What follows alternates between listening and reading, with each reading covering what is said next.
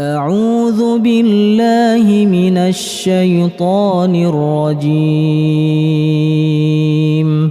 بسم الله الرحمن الرحيم.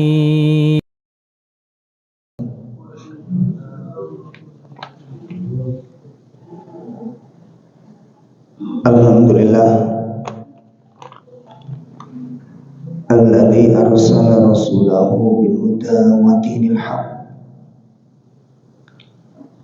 liyudhhirahu 'ala dini kulli wa kafa billahi syahida. Asyhadu an la ilaha illallah wahdahu la syarikalah wa asyhadu anna Muhammadan abduhu wa rasuluh. Ya ayyuhalladzina amanu taqullaha haqqa tuqatih wa la tamutunna illa wa antum muslimun. Allahumma salli wa sallim wa barik ala nabiyyina Muhammadin wa ala alihi wa ashabihi wa man tabi'ahum bi ihsanin ila yaumiddin. Amma ba'd. Ikhwatul kiram, Bapak Ibu sekalian yang semoga dimuliakan Allah Subhanahu wa taala. Alhamdulillah, pada pagi ini Allah pertemukan kita di majelis ilmu. Mudah-mudahan langkah kita ke majelis ilmu ini menjadi kafarah, menjadi penghapus dosa, dan menjadi pengangkat derajat sebagaimana yang telah dikabarkan oleh Nabi Sallallahu Alaihi Wasallam. Dan perlu kita sampaikan, perlu kita tanamkan pada diri kita untuk tetap berusaha menjaga istiqomahnya hati di dalam berdakwah, di dalam berada di dalam barisan amar ma'ruf nahi mungkar, berada di dalamnya, berada di atasnya, dan berupaya untuk istiqomah di dalam menggapainya. Jamaah sekalian yang dimuliakan Allah, menindaklanjuti pembahasan kitab Tazkiyah An-Nufus, membahas tentang qawaid, kaidah di dalam tazkiyah.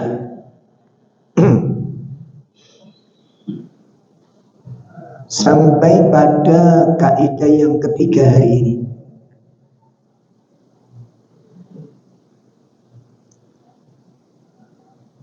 Kaidah yang ketiga, yajibu alal abdi, yajibu alal abdi, wajib bagi setiap hamba,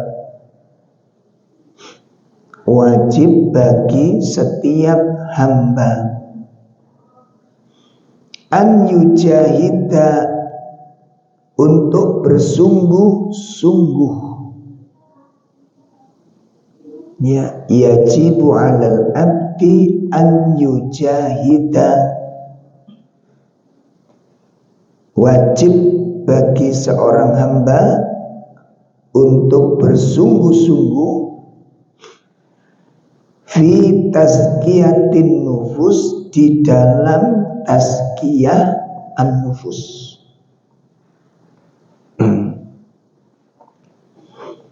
Nah, wajib bersungguh-sungguh, jadi wajib bagi seorang hamba untuk untuk bersungguh-sungguh di dalam tazkiyah. Nah, jadi program penyucian jiwa, kalau seorang hamba ingin meraih,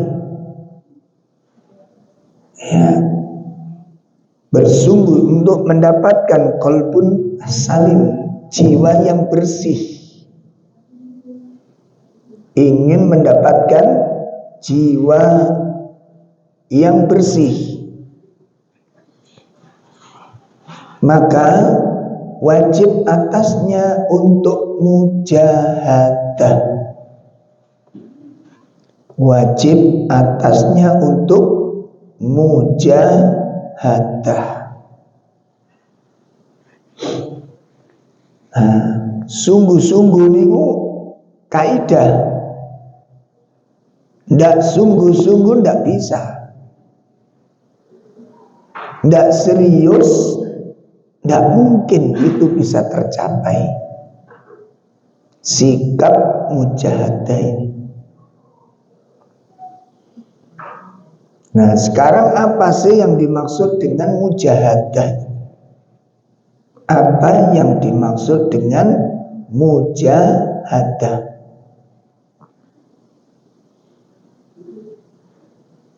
Disebutkan oleh Syekh Salim Aid Al-Hilal,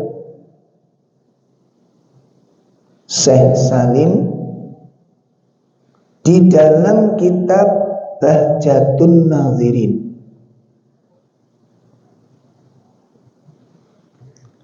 Beliau berkata, yang namanya mujahadah, yang dimaksud mujahadah itu adalah murabitatun, murabitah. Murabitah niku upaya yang sungguh-sungguh. Murabitah niku napa? Upaya yang sungguh-sungguh. Ala suhurin nafas. Ala suhurin nafas, untuk menjaga celah-celah diri. Untuk menjaga celah-celah diri.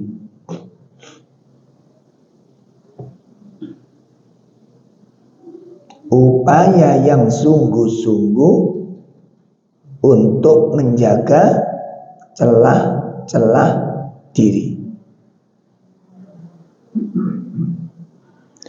Li'alla tanzi', li'alla tanzi', supaya tidak tergoda, supaya tidak tergoda.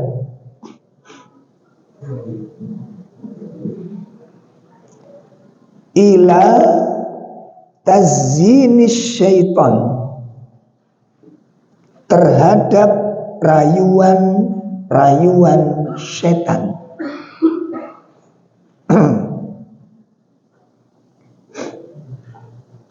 Oke, saya sampaikan dulu ya. Li alla tanzi'a ila tazyinis syaitan, supaya tidak apa tadi? Tergoda dari godaan setan, atas godaan syaitan,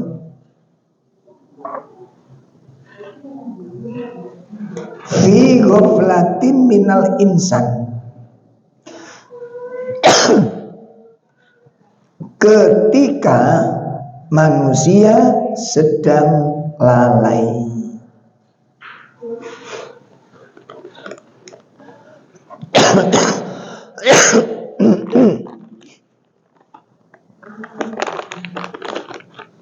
Ketika manusia sedang lalai. Ya, saya ulangi lagi. Hasil catatannya coba Mas Yasir dibaca. Apa mujahadah tadi? Ada tulisannya toh? Nggih, monggo. Nggih. Upaya-upaya yang untuk menjaga celah-celah ini supaya tidak tergoda terhadap ketika manusia. Masya Allah. Ini jadi yang dimaksud mujahadah, sing dimaksud mujahadah sungguh-sungguh itu kata Syekh Salim apa? Upaya sungguh-sungguh menjaga celah-celah diri. Nah, upaya sungguh-sungguh untuk menjaga celah-celah diri.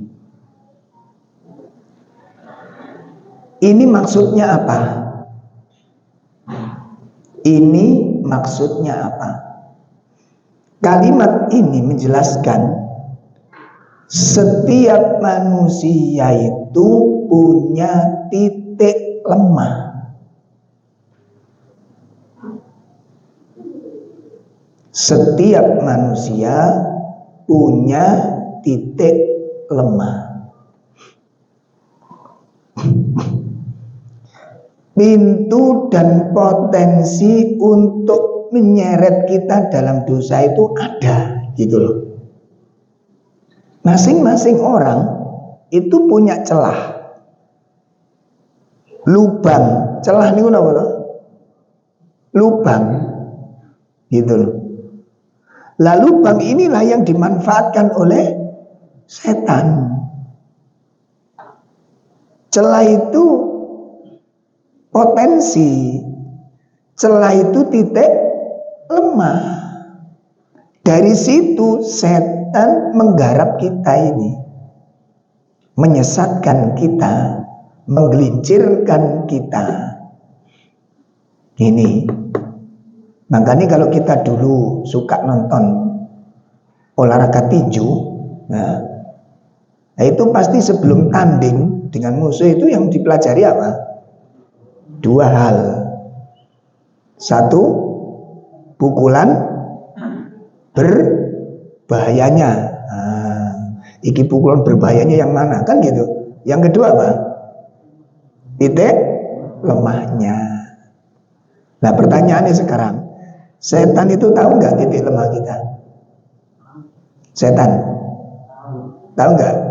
Tahu. Kita lah iki sing repot kuwi. Mosok awake dhewe gak ngerti gimana kita melindunginya. Ini nanti menjadi kita itu gulung koming. Tahu gulung koming? Bapak belur kita. Makanya kemarin saya melihat kajiannya Syekh siapa itu, Masya Allah, nggak nyangka. Kadang-kadang kita terpikir nggak menduga gitu loh. Nasihatnya itu sangat sederhana, tapi padat dan sangat dalam. Nonton. Seperti kalau kita yang sudah mulai ngaji sunnah ketemu dengan orang ngaji sunnah kan kadang-kadang sharing, sampai mulai kapan ngaji sunnah kan gitu kan? Oh saya sudah tahun ini, saya baru ini. Ceritanya ya apa? Kan saling nama jadinya. Cerita saya dulu itu ini, saya dulu ini. Terus saya belajar, saya ngaji, ketemulah hatiku condong tak pilih ini, tak pilih. Awas. Kata para ulama, kalimat ini indikasi ujub. Kalau bahayanya kalau nggak sampai nggak ngaji tazkiyah. Apa sih ujub nih? Ujub kali sombong niku sami mboten? Ayo kakak beradik Bapake sapa?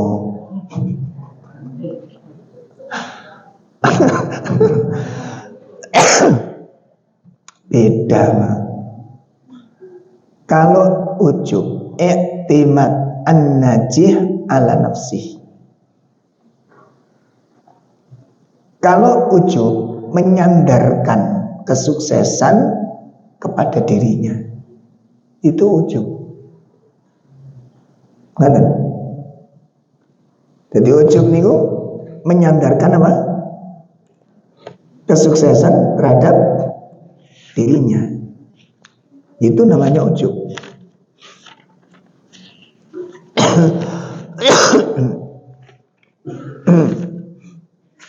Ya, contohnya ya seperti musuhnya Nabi Musa. Musuhnya Nabi Musa. Korun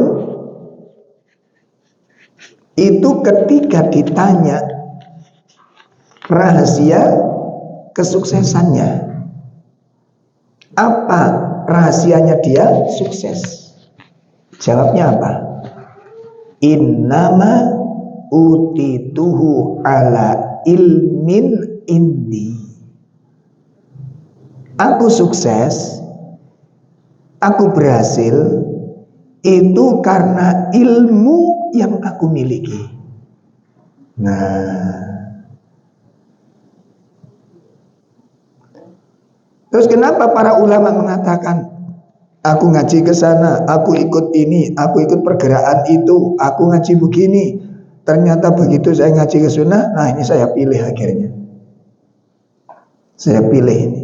Ini kita bisa menemukan kebenaran dengan kata-kata itu menunjukkan yang milih siapa? Benar ini. Benar. Ujub di sini, Pak. Astagfirullah. Allah yang menjadikan hati kita ini cinta kepada iman. Allah yang menjadikan hati kita cenderung kepada Al-Quran. Allah yang menjadikan hati kita cenderung kepada sunnah. Allah yang menjadikan hati kita cinta kepada tauhid. Allah yang menjadikan, ingat-ingat ini, Allah yang menjadikan kita cinta kepada iman. Wa zayyanahu fi qulubikum. Dan Allah yang menjadikan kita benci kepada maksiat. Allah yang menjadikan kita benci kepada kekafiran. Allah yang menjadikan kita benci kepada kemaksiatan. Surat apa ini? Masih ingat? Surat Al-Hujurat ayat 7 dan ayat 8.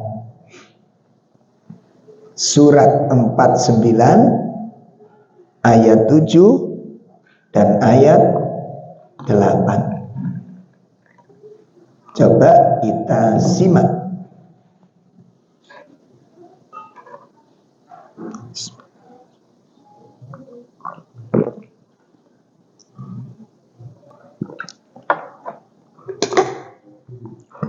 Sudah ketemu? 49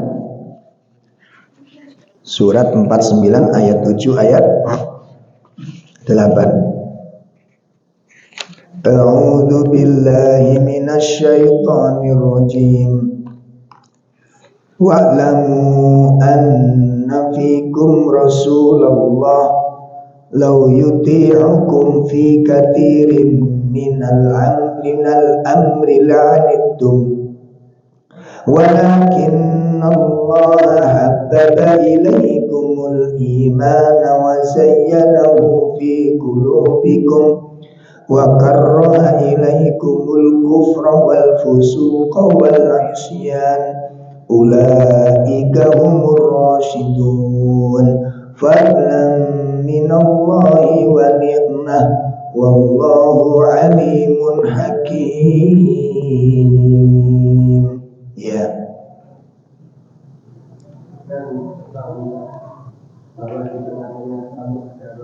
Kalau dia memenuhi kemauan kamu dalam banyak hal, pasti kamu akan mendapatkan kesukaan. Tetapi Allah menjadikan kamu cinta pada keimanan. Nah, yang menjadikan kita cinta iman siapa? Tadi kita menyangka siapa?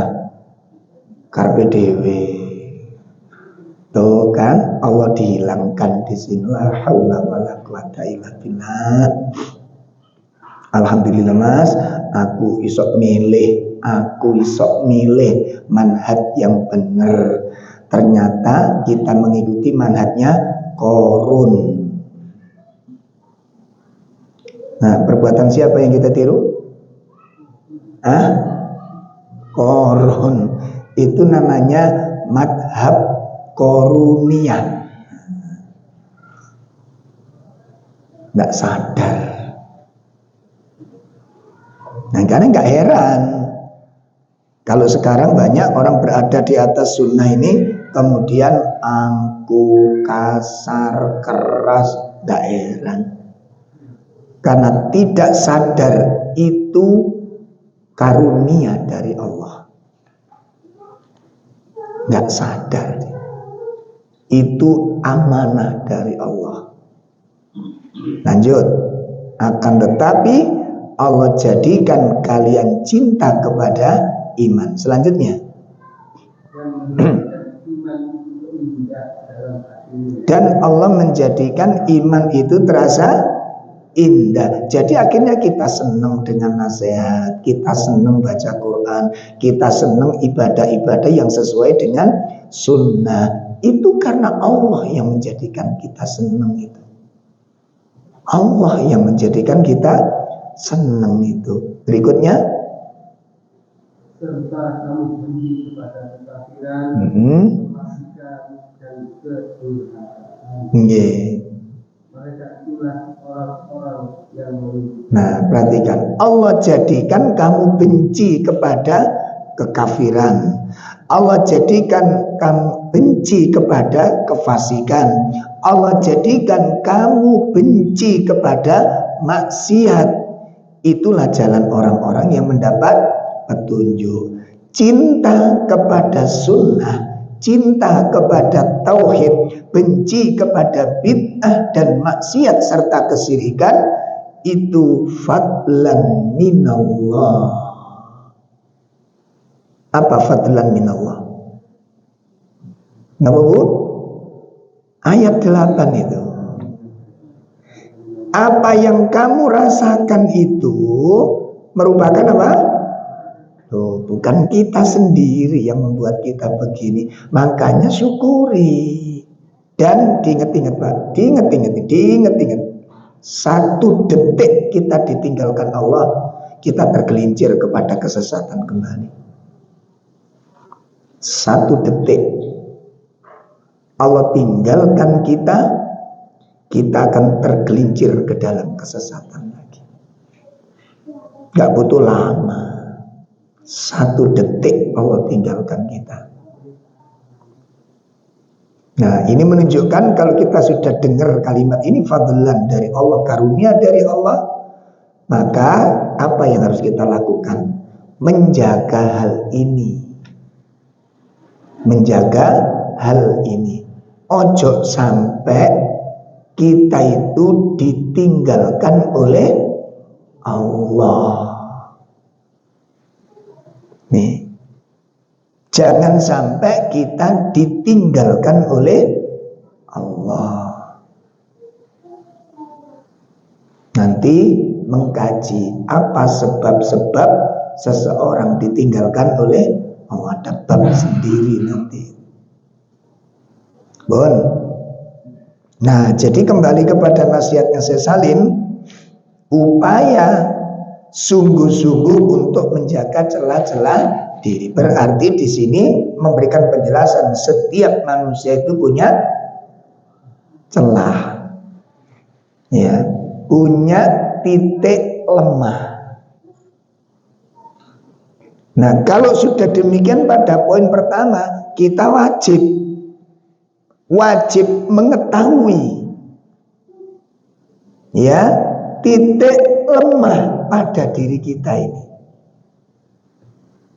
wajib mengetahui titik lemah, karena titik lemah itu celah.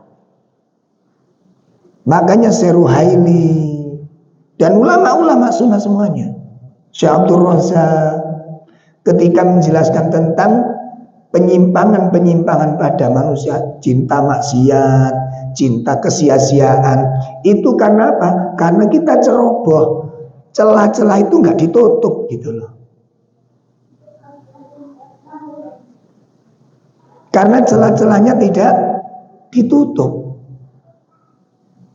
akhirnya mudah dijadikan akses masuknya syahwat, masuknya syaitan. Ini sehingga mudah sekali kita tergelincir,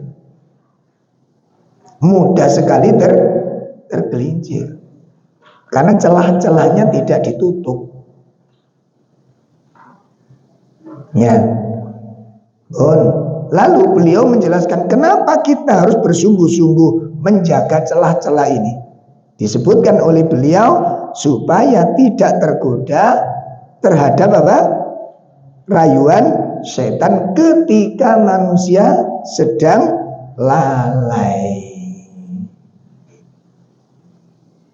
Nah, pada poin yang kedua ini berarti di antara potensi tergelincir itu adalah kelalaian. Pada nasihat yang kedua menjelaskan salah satu potensi tergelincir itu adalah kelalaian. Hati-hati dengan kelalaian ini. Hati-hati dengan kelalaian, keteledoran, dan paling banyak di sini, Pak. Saya sudah di dalam makalah Jumatnya, makalah khutbah Jumat itu, beliau menjelaskan ada dua penyakit. Ada dua penyakit yang saat ini merusak umat Islam. Ada dua penyakit yang merusak umat Islam. Nah, kalau dua penyakit ini dibiarkan melanda jiwa-jiwa kaum muslimin, dan ini dimasukkan oleh beliau termasuk su'ul bala. Termasuk apa? Su'ul bala. Apa itu su'ul bala? Seburuk-buruk musibah yang menimpa pada jiwa. Diperhatikan, musibah itu jenisnya ada dua. Ada musibah yang sifatnya zahir, ada musibah yang sifatnya batin. Ya, ada musibah yang sifatnya zahir, ada musibah yang sifatnya batin. Lalu dijelaskan oleh beliau bahwa su'ul balaya ala nufus, di antara musibah-musibah terburuk yang menimpa jiwa itu ada dua. Ada dua. Satu, al-ghaflah, kelalaian. Yang pertama apa? Kelalaian. Itu su'ul balaya ala nufus. Seburuk-buruk musibah yang menimpa jiwa itu adalah kelalaian.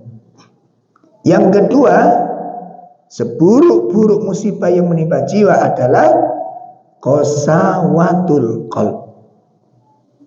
Qasawatul qalb, hati yang keras.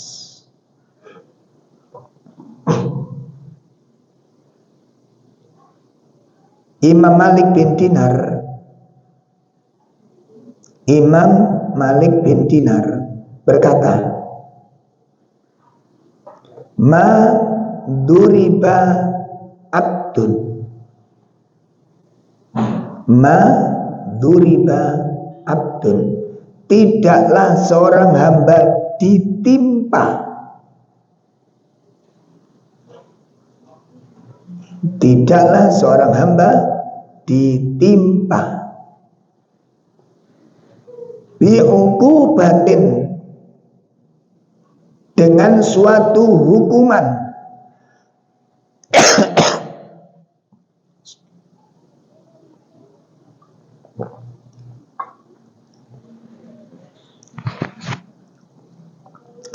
tidaklah seorang hamba ditimpa suatu hukuman a'dhamu, yang lebih besar,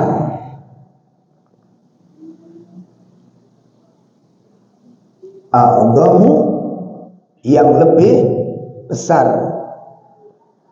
min qasawatil qalb, dibandingkan dengan kerasnya hati. Ya, saya ulangi, tidaklah seorang hamba ditimpa suatu hukuman yang lebih besar, lebih dahsyat, lebih mengerikan dibandingkan dengan kerasnya hati. Bon, satu aja kita tunjukkan, satu aja di antara dampak buruk yang sangat mengerikan karena kelalaian. Apa, Pak? Satu aja. Kok kelalaian itu dikatakan seburuk-buruk musibah? Peristiwa terbesar yang menimpa sejarah manusia, musibah yang paling mengerikan di atas musibah yang lain. Awas, ini dari kelalaian. Musibah terbesar yang menimpa manusia di dalam sejarah kehidupan manusia, yang paling mengerikan, paling dahsyat, itu karena kelalaian. Apa musibah itu? Dikeluarkannya dari surga. Siapa? Apa sebabnya? Lalai. Lalai.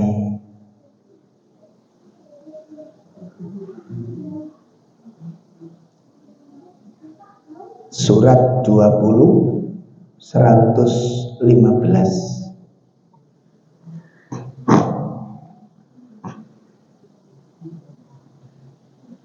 Surat 20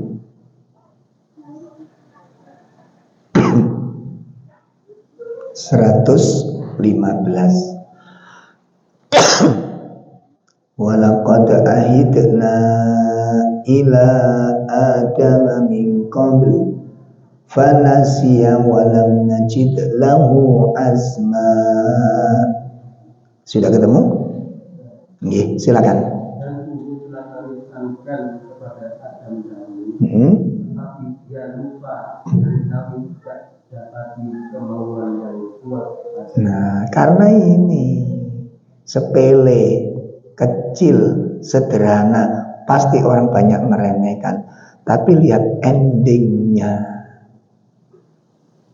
Ada musibah yang lebih mengerikan daripada diusir dari surga? Ada? Musibah yang paling mengerikan dibandingkan diusir dari surga ada? Gak ada. Lalai. Lah, kelalaian itu dari kecerobohan, sifat istihanah, meremehkan. Tuh asal usulnya dari sana. Pun kita lanjutkan. Ya, jadi ada 2 poin nasihat dari Syekh Salim tadi. Yang pertama, upaya sungguh-sungguh untuk menjaga celah-celah diri. Ya, jadi kita berkewajiban mencari tahu kelemahanku ada di mana. Nah, saya ingin delok WA ngoten mawon sih, saya ingin delok HP. Delok HP ku sing paling disenengi ku kira-kira delok tontonan apa? Apa selalu baik? Apa kadang-kadang nggak baik? Gak usah dijawab, gak usah dijawab. Yang kita lihat, yang kita nikmati itu apa selalu baik? Kalau sama anak-anak, duduk sama istri, insya Allah yang baik-baik yang kita tonton. Pas ijen, nggak jujur-jujur aja, jujur-jujur aja. Pas sendirian.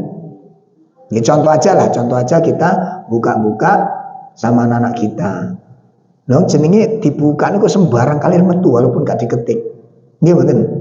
Wong wedok adus yo metu. Wanita senam ya keluar, wanita joget ya keluar, gak kelamben. Kalau sama anak-anak kita, yakin kita baca istighfar, yakin. Astagfirullah, oh bobiku memang gak boleh tonton, nanti Abi aja yang nonton. Awas. Kita jujur, kita belum terlalu baik. Muraqabah kita lemah. Ya, karena kita juga punya masa lalu, seneng dangdut, seneng lagu-lagu pop, kan tidak menutup kemungkinan. Iya betul. Nah, pas sendirian, ono lagu-lagu lama, gitu. Yang cinta Roma, ya nyetel Roma Irama. Kalau pas sendirian, begitu istri datang langsung Syekh Sudes. Bisa terjadi betul. Wes jujur-jujur gak usah opo es jujur aja. Gimana? Yang suka pop ya pop. Ya suka Ariel satu misal. Nah, kita tuh punya masa lalu yang berbeda-beda kok. Ariel Noah. Nonton kita. Begitu anak datang, Syekh Syafiq. Syekh Syafiq disetel. Pun ngerti, kita double dosanya. Double 3. Pun dirungokno sing tenan. Dirungokno sing tenan. Saat kita melakukan hal itu, nonton maksiat, tiba-tiba kita rubah gara-gara ada istri, gara-gara ada suami, gara-gara ada anak, langsung kita rubah jadi amal soleh. Gitu. Mari dangdutan kok iso murotal gitu kan. Lah mari nonton penyanyi Korea kelemis dan jenggot itu sok brewok sing metu kuwi lho. Tekon ndi. Wis iya apa ora lho ngene ngono tok to. Bener apa ora? Saya ngomong ini fakta apa fiktif? Nek ngono tok. Fakta. Itu double 3 dosa kita itu. Dosa kita double 3. Dan ini dosa besar semua. 1, syirik. Mana syiriknya? Meninggalkan maksiat karena manusia itu syirik. Dikatakan oleh Imam Hasan Al-Basri, tarkul maksiat linnas huwa syirk.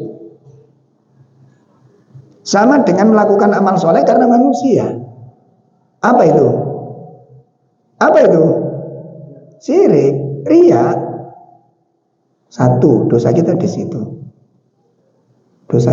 Yang kedua apa? Munafik. Astagfirullah. Gak main-main ini, Pak. Munafik. Menampakkan kebaikan padahal perbuatan apa ini? Munafik. Tapi awak dewi selama ini merasa aman. Tanya temennya, gimana kabar antum? Alhamdulillah, khair. Gak ada di antara kita, ya Allah. Gimana kabar antum? Ya wis ngene lah, saya belajar. Kadang-kadang munafik, kadang-kadang syirik. Pernah ngatain begitu? Itu kesombongan kita.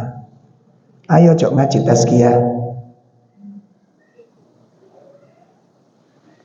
Karena kita merasa lepas sudah. Aku wis hijrah. Iya dohire. Nah batine. Betul kita sudah benci maksiat-maksiat itu.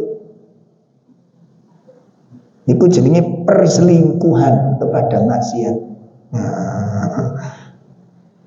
Main mata di belakang istri. Main mata di belakang anak-anak. Main mata di belakang teman-teman. Kita masih mencintai mereka. Sampun jelas nih, double dosanya. Baik. Nah sekarang kelanjutan. Poin ketiga kata Syekh Salim. Poin ketiga kata Syekh Salim. Fa'idha ro'aha, apabila seseorang melihat dirinya. Apa tadi? Apabila seseorang melihat dirinya tataka salu, bermalas-malasan. Kalau seseorang melihat dirinya mulai bermalas-malasan, au tatawani, atau menunda-nunda, anil khair, dari kebaikan. Nah, poin ketiga, apabila seseorang melihat dirinya mulai bermalas-malasan atau menunda-nunda berbuat baik.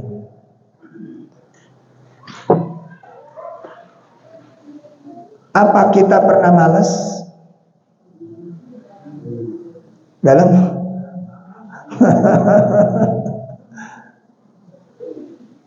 sholat qobliyah ba'diyah iku marit gak dijogo sing tenan. Ngono iku sing ngeten-ten jadi ahli sunnah. Qobliyah ba'diyah iku marit gak tau dijogo sing tenan. Itu kan karena kurangnya serius saja kita. Qobliyah ba'diyah iku aja ditinggal. Apalagi yang muakkad. Ya, makanya sampai diajarkan boleh dilakukan setelah sholat fardu, melakukan qobliyah untuk menjaga istiqomahnya amal ini. Makanya butuh sungguh-sungguh nih Pak. Karena surga itu nggak bisa diraih dengan bermalas-malasan. Nggak ada karakter ahli surga malas-malasan itu nggak ada. Nih. Orang-orang yang dijamin surga oleh Nabi itu gak ada yang santai-santai, kelemar, kelelat, kelelek, gak ada. Gercep, nopo gercep, no, cek, apa mana saya, satset. Itu para pencari surga itu enggak. Kenapa? Karena Allah tidak menyuruh begitu. Yang Allah perintahkan itu wasari'u, wasabiku. Ada enggak perintah dari Allah santai-santai saja untuk dari surga? Ada begitu? Enggak ada. Yang diperintah apa? Sari'u ila magfirah wa jannah, bersegera mencari ampunan dan surga. Wasabiku, berlomba-lombalah kamu. Gak ada perintah santai-santai saja untuk mendapatkan surga. Sesampeyan doleki surat apa itu? Gak ada. Makanya kudu ono manajemen. Ditata. Hidup ini ditata, cek gak semrawut. Kapan buka WA? Ojo ben waktu WA. Itu pintu-pintu kelalaian yang rusak itu. Di majelis-majelis kita, di masjid-masjid sunnah banyak dilanggar ini. Ngaji maghrib dilanjut isya sampai tinggal ini nggak percaya mungkin. Kalau di malam ada kajian habis maghrib sampai isya dilanjut lagi. Kan biasanya ngaji begitu masuk isya apa? Jeda. Kan gitu kan? Mendengar suara adzan. HP ditokno jreng. Betul apa enggak? Maksiat. 3 dosa sudah kita langgar. Di tempat itu, di waktu itu. Di rumah sing tenan. Saya lihat di masjid-masjid kok ngene ngomong. Begitu adzan dikumandangkan, Allahu Akbar, Allahu Akbar. Nah, HP ditokno mulai. Adzan sedang dikumandangkan. Dengar suara adzan? Nek buka HP ngono niku. Dengar suara adzan? Enggak. Jawab suara adzan? Enggak. Doa setelah adzan? 3 sunnah yang kita tinggalkan. Di masjid sunnah kita wafatkan, kita matikan sunnah.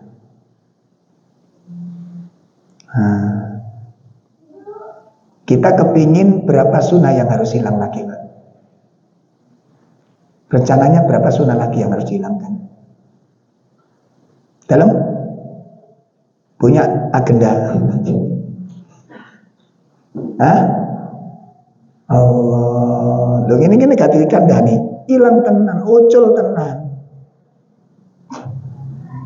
Makanya ulama-ulama dulu itu dikatakan keras. Kenapa? Bab-bab ini dibahas. Saya gak tahu dibahas, Pak. Di masjid-masjid yang jarine Quran hadis niku. Antara adzan di iqamah ngomong dhewe ya Allah. Padahal waktunya untuk berdoa. Masjid-masjid yang backgroundnya dari Quran hadis ditinggalkan dengan gambarannya apa? Wong sunah kok ngono gambaran. Nah, termasuk kita ini ketularan. Bon, ini kelalaian. Makanya kudu ono komitmen. Harus ada apa? Komitmen. Ada adzan, wafatkan HP. Ngaten. Apalagi engko malah pesen makanan. Pas ngaji di pesen sing wedok, ya, Bi, engko nek mari ngaji ojo lali tuku sesuatu. Akhirnya pesen wis sampean Grab noae, pesen di Grab pas pengajian jero masjid pisan. Dosa lagi kita. Double dosa nih. Transaksi jual beli di dalam masjid kita langgar di masjid sunnah. Bisa terjadi? Bisa terjadi? Ayo sampe kok munio ngono ae dibahas tak sewawat watu sampean. Ayo munio ngono sampean. Wong ngene kok dibahas, gak dibahas ya rusak tenan. Gimana? Iya. Gak kroso pasale. Gak kroso. Iku celah namanya. Dan itu kelalaian. Kenapa kok terjadi? Karena pembiasaan. Karena pembiasaan. Lah kok bisa terjadi pembiasaan? Karena sembrono. Berangkatnya dari mana? Istihanah, meremehkan. Yes, ini kudu kerjasama. Butuh kerjasama. Bapak Ibu, bisa nggak kita komitmen? Begitu dengar adzan, baik ketika di rumah, itu simak suara adzan dan anak-anak nanti dibiasakan. Ini sunnah sudah hilang, sunnah ini sudah hilang. Sedikit sekali yang perhatian. Saya dulu kalau ngaji di TPQ zaman biyen, Pak. Ono adzan guyon, di sawah dumpal niku, tahu dumpal sampean. Di musola-musola zaman biyen niku ono dongkel pring, iku digawe trotok niku lho. Mari trotok cidor biasane kan. Ngerti nggih? Ono trotok ono cidor. Lah trotok iku digawe nutuk nekate adzan niku.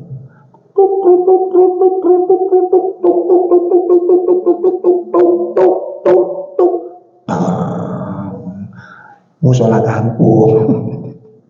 Ada apa itu? Nah, itu namanya dibuat dari dongkelnya apa? Bambu. Ngoten. Dongkelnya bambu. Wah iku disawat ning arek-arek ning guyon. Ana adzan rame dirungokno. Ngoten dulu itu. Nek saiki disawat dongkel mlebu kantor polisi sampeyan. Ya Allah. Pun diperhatikan. Ya, bermalas-malasan paketane menunda-nunda amal. Bermalas-malasan satu paket dengan menunda-nunda amal. Kalau seseorang sudah seperti itu, sudah melihat ada tanda-tanda tidak baik ini, ya mau baca Quran malas, mau sholat sunnah malas. Yes, enggak bahasanya ya itu memang ada satu kata yang paling dibenci para ulama. Satu kata yang paling dibenci para ulama sunnah. Apa itu? Intazir daqiqah, nanti dulu. Nek jari wong Sidoarjo engko ae. Pernah nggak kita mau baca Quran engko ae? Pernah nggak? Kalimat ini paling dibenci oleh para ulama sunnah. Kenapa? Karena gara-gara kata ini berapa amal kebaikan yang hilang.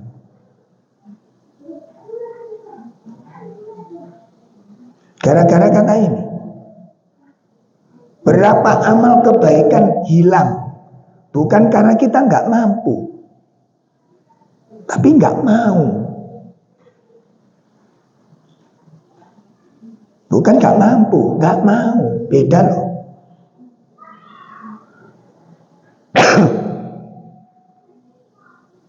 Ya, nah sekali lagi.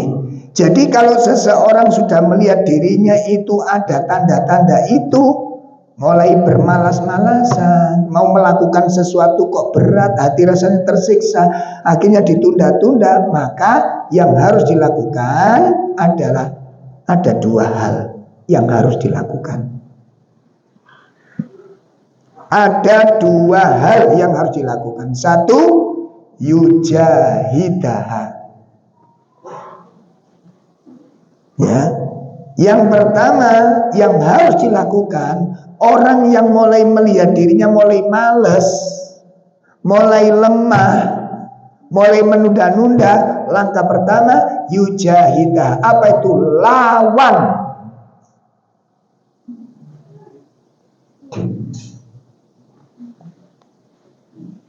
Iya. Langkah pertama apa? Harus dilawan. Itu pertama. Yang kedua apa? Wa yukarriha, dipaksa. Nih, ini terapi para ulama ahli sunnah, menterapi dirinya. Malas niku nggak boleh dibiarkan. Malas itu penyakit yang menyeret pelakunya kepada sifat munafik.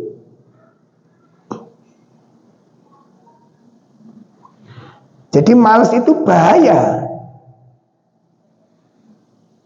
Al-kaslu min da'il qulub.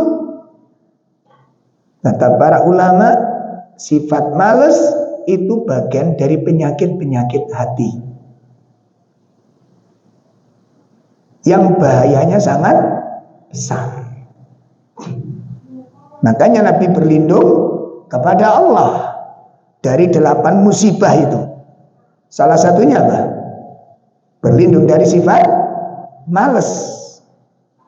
Allahumma inni a'udzu bika minal hammi wal hazani wal kasali wal ajzi.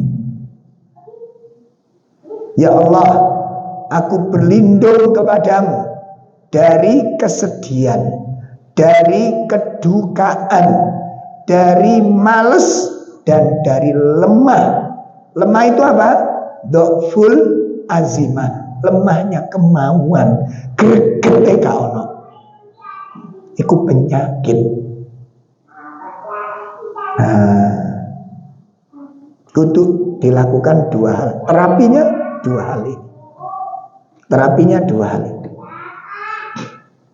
Lho ngene iki kula mbek sampean sing disalahno setan. Nggih kepingin Ustaz istiqomah, tapi napa nggih setan niku ya Allah. Wong setan lu tengok-tengok. Di dalam diri kita itu ada nafsu. Ya, kan sering kita nyala-nyalain apa? Setan. Bengi gak sholat tahajud, setan disalahno. Mari subuh gak maca Quran, setan sing disalahno. Gak sholat duha, setan aneh disalahno. Engko Ramadan setan wis dicancangi. Sampeyan sik malem wis maca Quran, jare setan, ayo aku salahno maneh. Kita itu ada nafsu. Lah ini nek bicarakan rusak.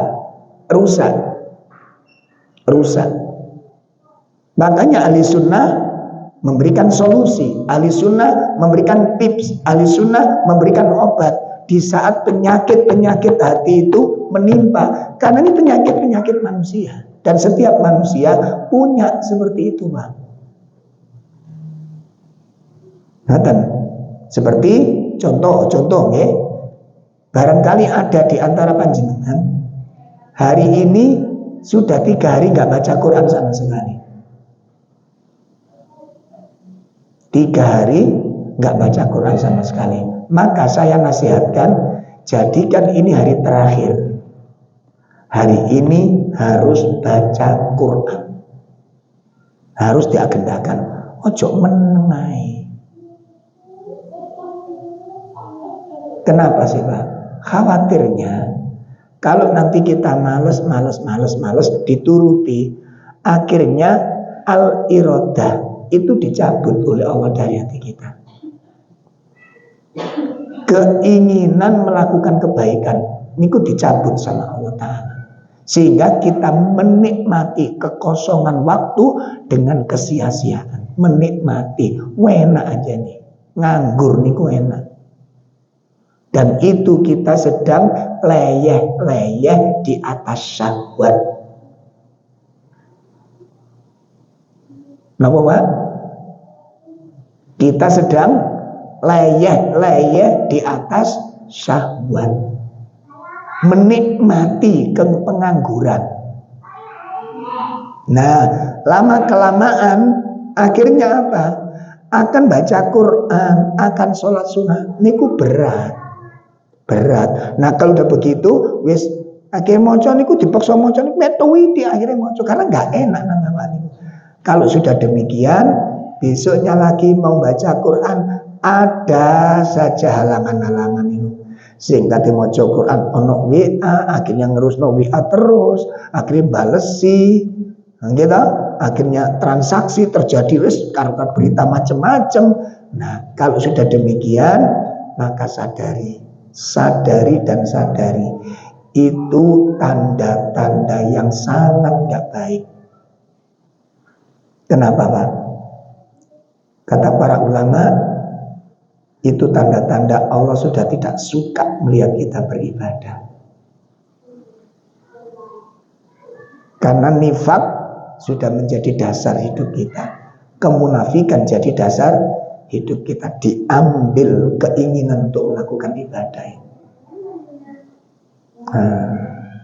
Makanya wong ku nek contohnya ngaten, wong iku nek kepingin temen, contohnya ngaji. Ya, tunggal sekolah niku lho.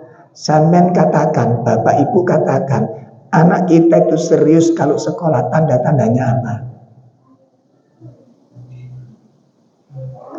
Sebelum berangkat itu persiapan itu dilakukan, kan gitu.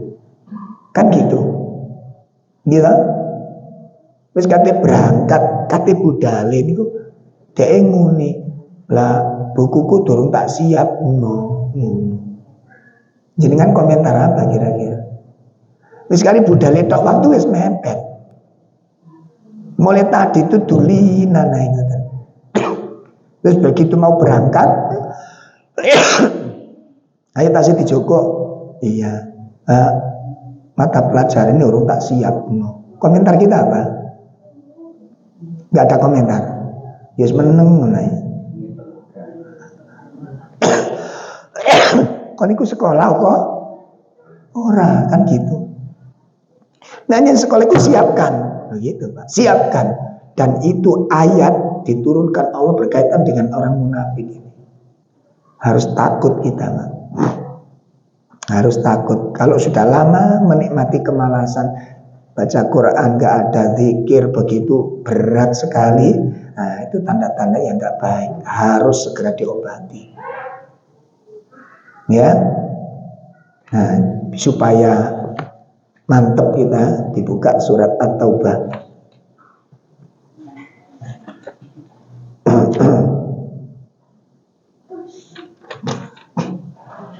ayat 46.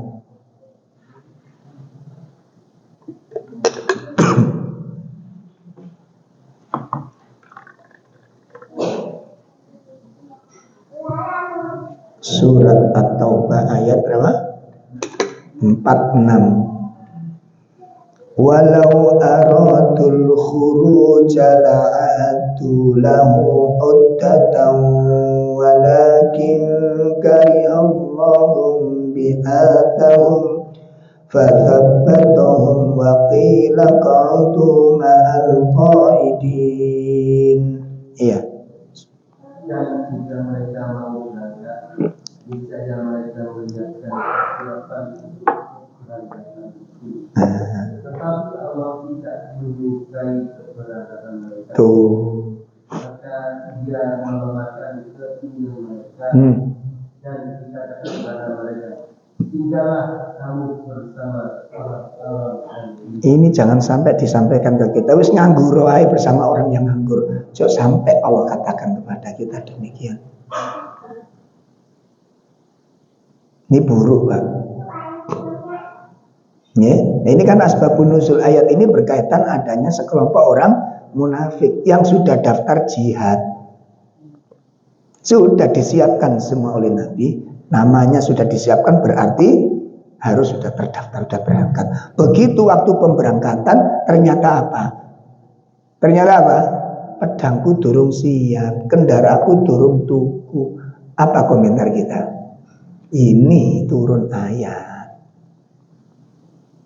Turun ayat. Kalau memang mereka itu punya keinginan untuk berangkat dari awal, tentunya no, makanya koyok ngaji ini kita sampean siap sing temen. Nek kula mbek sampean belajar itu enggak serius, wis pokoke syukur-syukuran sing penting teko. Nanti panjenengan dengan saya dihukum oleh Allah melalui anak-anak kita. Mau malas belajar. Wis tak sakit enggak percaya mungkin. Anda temukan jawabannya nanti. Anda temukan jawabannya nanti. Karena apa yang dilakukan orang tua ikut tembus nanggung anak-anak. Ya, makanya Syekh Abdul Tuasikal itu nasihat yang terakhir itu ketika parenting, kajian pembekalan orang tua itu. Orang tua jangan merasa aman. Anak iwis nganut dekak di pondok, menghafal Quran, ya, berjuang menghafal Quran, berjuang menghafal nahwu shorof. Wong tuane di omah delok bal-balan terus. Itu tembus nih masjid-masjid pondok itu. Tembus. Ya. Jadi apa yang dilakukan orang tua itu pengaruh kepada anak. Jadi kan lihat kisahnya Nabi Musa dengan Khidir. Kalau bisa jenengan beli kitab namanya Tarbiyatul Abna. Sudah punya belum? Saya Mustafa itu. Tarbiyatul Abna. Ngaten. Jadi kesolian orang tua berpengaruh kepada kesolian anak. Pengaruh, Pak. Ya, baik. Nah, oleh karena itu, jadi poin ketiga tadi nasihatnya Syekh Salim apa tadi? Kembali kepada nasihatnya Syekh Salim. Yang ketiga tadi apa? Nah, apabila seseorang melihat dirinya mulai bermalas-malasan dan melihat dirinya menunda amal kebaikan, maka ada berapa langkah? 2. 1, lawan. Yang kedua, paksa. Nah, ini bagi ibu-ibu, bapak-bapak yang hari ini sudah 3 hari, sudah 4 hari, kok nggak baca Quran sama sekali? Harus hari ini baca, harus baca. Usahakan baca, walaupun cuma 1 lampir. Golak wabot sampai maca Quran ini. Padahal 1 lemper itu paling 5 menit, 10 menit gak sampai. Beratnya luar biasa. Bandingkan jenengan kali kalau menikmati WA. Astagfirullah. Nah, ini mulai tua loh. Kapan serius beribadah? Mosok kati Ramadan yo koyo ngene iki modele. Gak serius belas ibadahnya piye terusan. Ramadan masuk Ramadan piye? Bapak belur kula mbek sampean. Lho ngene iki mosok mengikuti jejak para sahabat. Sahabat sopo? Sahabat sopo? Yang kita baca para sahabat mensiapi Ramadan berapa bulan? 6 bulan. Kula mbek sampean ini mengikuti jejak sahabat nih, konti. Sekarang ini mulai gitu loh. Baca Quran, sholat sunnah, sedekah dikembangkan. Kenapa? Persiapan Ramadan. Bagi Ramadan karib bantri saiki pemanasan. Kalau enggak mogok nanti pas tengah-tengah gitu. Eman. Mau diapakan Ramadan ini? Bun ya? Nah, oleh karena itulah perlawanan, perang melawan dirinya, melawan nafsunya, memaksa dirinya hatta tastaqimu ala thariq, sampai dia berdiri tegak di atas kebenaran, di atas jalan ketaatan. Nah, kalau orang sudah memaksa dirinya, dipaksa dirinya, enggak, pertanyaan saya nyata. Kan ini jadi rotok ganjel. Boleh nggak ibadah dipaksain? Boleh nggak? Ibadah dipaksa itu boleh apa enggak? Gimana dengan ayat la ikraha fid din? Nah, aku tuh dalil loh. Iki nek gak dipaksa, gak waras. Jelas gak waras. Coba kita sudah 3 hari gak baca Quran, hari ini hari keempat gak baca Quran lagi, gak dipaksa, gak baca Quran lagi kita. Besok malas lagi, gak dipaksa, 5 hari kita berturut-turut gak baca Quran. La haula wala quwata illa billah. Musibah. Berarti kita pelan-pelan berpaling dari Al-Quran, meninggalkan Al-Quran pelan-pelan. Nah, jadi jihad dengan memaksa diri sampai kemudian terjadi. Tidak apa-apa 1 lemper, baca 1 lemper. Alhamdulillah berarti sudah ada perubahan. Kemarin nggak baca sama sekali, sekarang 1 lemper bagus sudah. Berarti kita ada antusias untuk memperbaiki diri, melawannya, menundukkannya. Aku nggak mau diseret lagi, aku mau bangkit. Silahkan bangkit. Dibaca 1 lemper, alhamdulillah sukses. Besok bangkit lagi, dipaksa lagi. Itu yang dimaksud oleh Allah Ta'ala surat 3 ayat 200. Itu yang disebut murabitah. Itu yang dimaksud apa? Murabitah. Apa murabitah? Simak Al-Imran 200. Al-Imran ayat 200.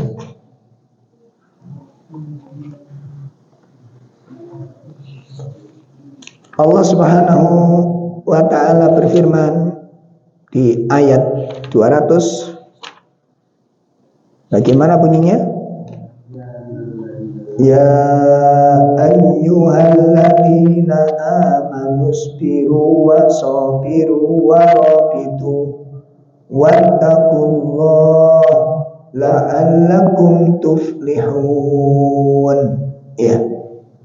Wahai orang-orang yang beriman, bersabdalah kamu dan kuatkanlah usahamu dan tetaplah bersiap-siaga di perbatasan dan bertakwalah kepada Allah agar kamu bersyukur.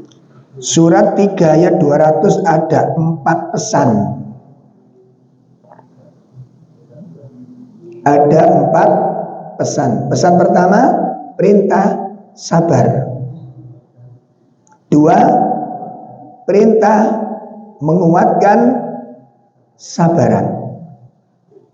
Menguatkan kesabaran.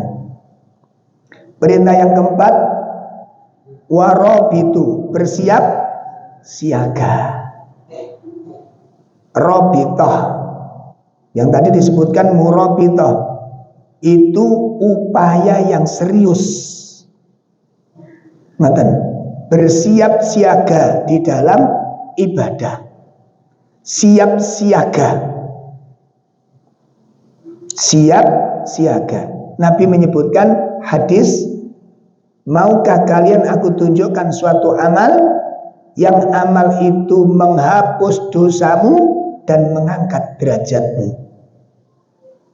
Maka sahabat menjawab, nah, amal apa itu Nabi? Nabi menyebutkan 4 amal.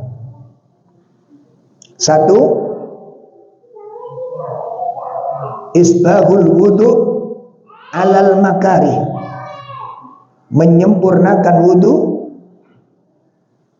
di saat kondisi berat.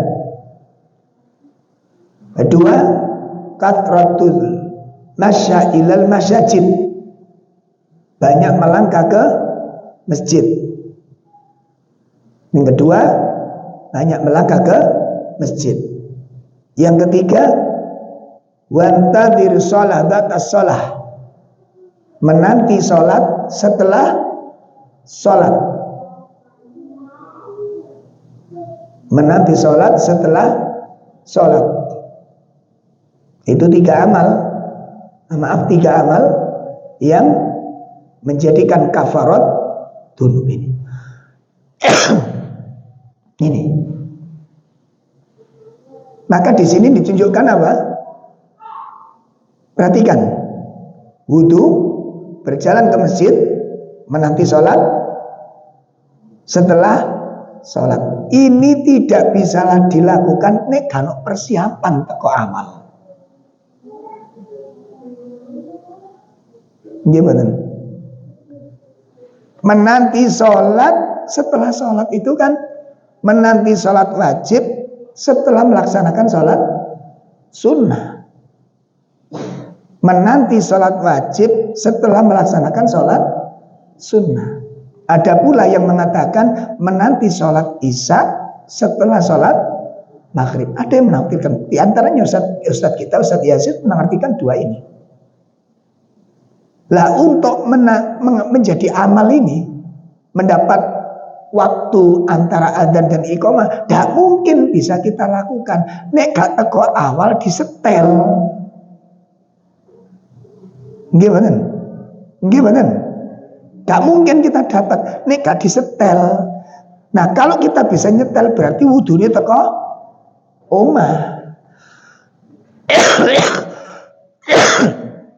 Maka hadis ini yang dikatakan oleh para ulama, ya, sebaik-baik wudu itu ketika di rumah. Lebih baik di rumah. Nanti setelah itu sholat, kemudian menunggu sholat wajib. Setelah sholat, 3 hal ini. Apa kata Nabi? Dzalikar rabithah. Itulah yang disebut dengan ar-ribat. Wadzalikumur ar-ribat. Wadzalikum ar-ribat. itulah arribat, arribat kata Nabi. Napa arribat niku? Siap siaga. Ngoten. Mangkane kula mbek sampean wong biyen, Pak, wong tuwek-tuwek biyen niku sampean tingali. Kalau hari ini masih ada sisa-sisa orang tua dulu. Iku kalau ke masjid, muadzin belum datang. Itu biasa sudah. Engko putune sing rewame, mbah sing adzan durung teko wis budal disi. Itu kebiasaan orang-orang tua dulu. Orang tua dulu. Bagaimana para sahabat? Nah, amalan ini, sunnah ini sudah mulai hilang apa subur? Hilang. Wah, kayak Pak sing hilang. Makanya tadi kita tanyakan, kita kepingin berapa sunnah lagi yang hilang? Karena cerobohnya kita ini. Nek digawe hitung-hitungan, bisa nggak kita mandi sebelum adzan? Nek hitung-hitungan, bisa enggak? Bisa, tapi nggak kita lakukan. Ya Allah, niki persoalan yang perlu disoalkan. Sampun jelas nih? Nah, mudah-mudahan ini bermanfaat untuk kita semua, ya. Nah, nanti akan kita lihat dalil-dalil tentang mujahadah ini. Bulan depan berikutnya nanti, ya setelah hari raya nanti ya. Iya. Ini karena masuk Idul Fitri masih ya, nanti bulan 3 itu kita masih bulan Ramadan. Masih Idul Fitri Syawal itu. Dalil-dalil yang kita siapkan, materi yang kita bahas lanjutan ini, langkah apa itu? Kaidah yang ke berapa? Yang keempat, ketiga. Maaf, kaidah yang ketiga. Dari kaidah tazkiyatun nufus. Jadi mujahadah itu bersungguh-sungguh itu kaidah yang ketiga. Nah, adapun dalil-dalil yang perlu kita siapkan, yang pertama tafsir surat 29 ayat 69. Tafsir surat berapa? 29 ayat 69. Kemudian hadis Muslim 3 wasiat Rasulullah. 3 wasiat Rasulullah. Bersungguh-sungguhlah mencari sesuatu yang bermanfaat, minta tolong kepada Allah, dan jangan bersikap lemah. Itu 3 wasiat Nabi, 3 wasiat Rasulullah. 1, bekerja keraslah untuk mendapat sesuatu yang bermanfaat. Yang kedua, minta tolong kepada Allah. Yang ketiga, jangan bersikap lemah. Itu yang akan kita bahas di kajian yang akan datang insyaallah. Ada hal yang perlu disampaikan sebelum kita tutup dengan majelis kafarah?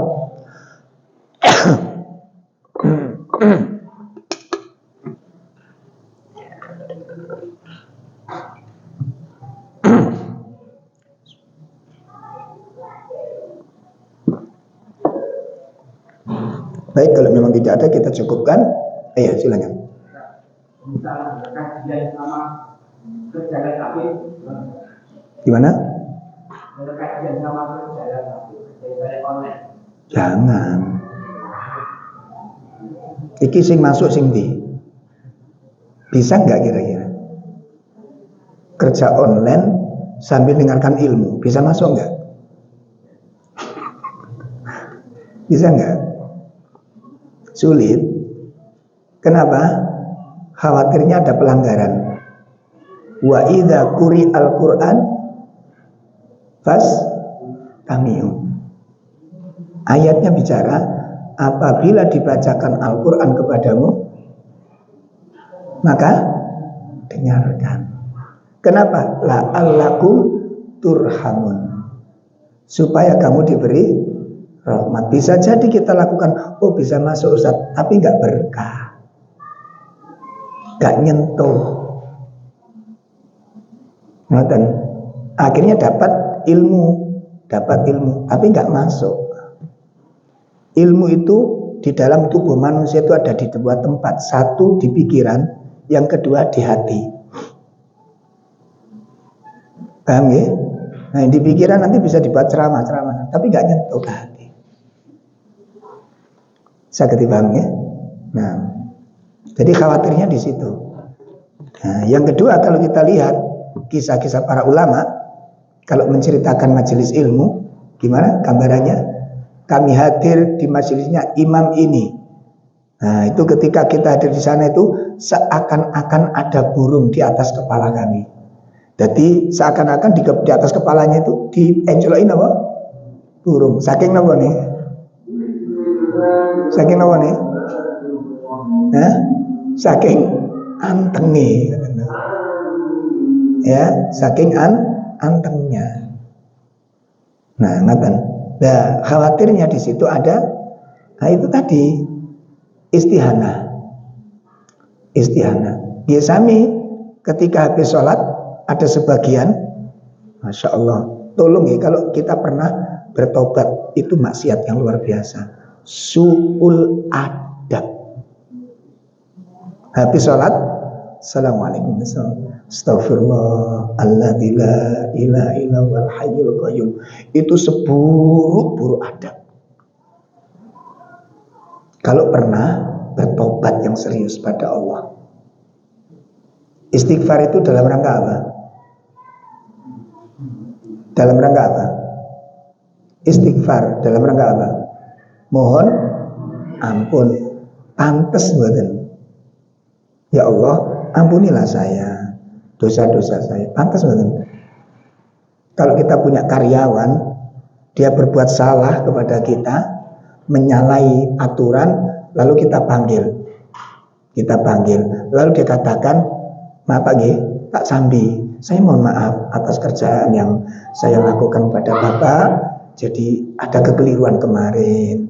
Ya, kira-kira sampean dadi juragan nih, duwe karyawan koyo ngene iki diapakno. Nah, betapa buruknya adab dia kepada kita. Jadi kita itu dipandang dalam umpama sampean duwe karyawan salah lalu datang jenengan panggil besok menghadap saya atas kesalahan itu, terus dia minta maaf tapi sambil HP-an. Kenapa kamu HP? Ini sambil ini teman-teman saya nanya saya gitu, kira-kira gimana kira-kira gimana? Itu kita ngamuk kita. Ini Allah. Makanya istighfar nggak melembutkan hati, zikir nggak melembutkan hati. Kenapa? Bukan dari hati kita. Apa dengan begini itu kita butuh diampuni? Butuh nggak? Astagfirullahaladzim. Butuh diampuni nggak? Nggak butuh. Kita nggak butuh kepada Allah sambil mengatakan begitu di hadapan Allah. Sama jelas?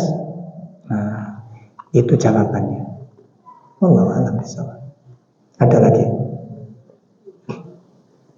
Sama suami istri ketika ngobrol, KKN HP-ku. Masa diajak ngomong suami istri, masing-masing punya blog. Duduk satu kursi, bloknya dewe-dewe. Iki ya apa modelnya? Dan itu pelanggaran, karena meremehkan nanti. Makanya waktu dilakoni, apa mang? Ya apa rek dijak ngomong-ngomong saya.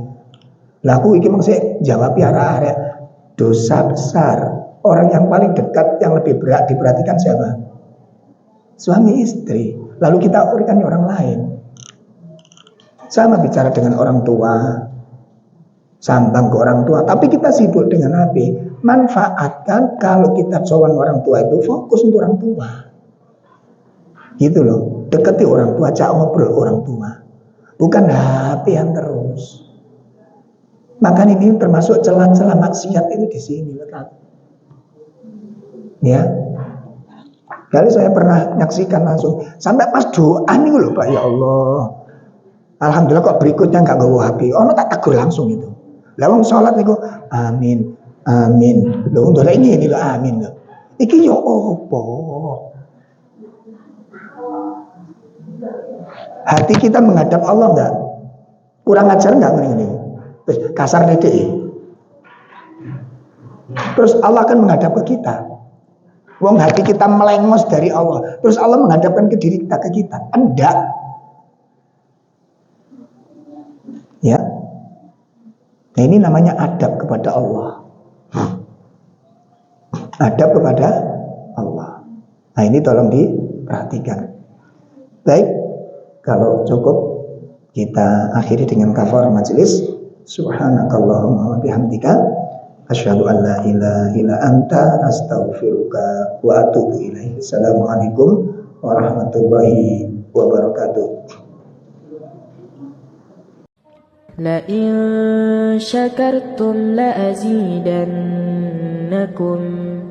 ولئن كفرتم إن عذابي لشديد